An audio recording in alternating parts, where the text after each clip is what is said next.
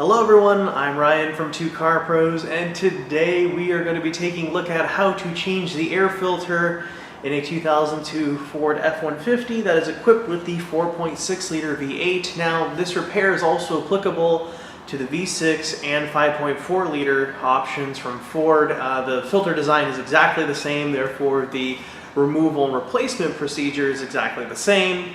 That being said, this is a really easy repair that anybody can do and save yourself a ton of money doing it. You're going to spend way too much if you take them to the mechanic just to do an air filter. This is totally something you can do by yourself with no tools.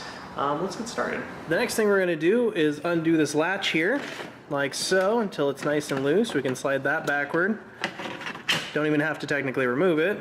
And then we can move this boot up like this, and we can set the boot aside like that, and then reach in here to pull out our air filter, just like that. Okay, so the air filter we're using today as a replacement is a Fram Ultra XGA 8039, available at your local Walmart. Ultimate protection level. No, I'm not sponsored by Fram, but I wish I was. Call me.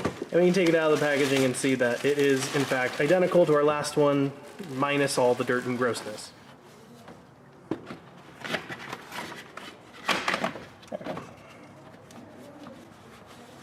Make sure that is nice and flush, like that. You can loosen the hose clamp on the left side of the housing here if it is not cooperating with you or sliding in correctly.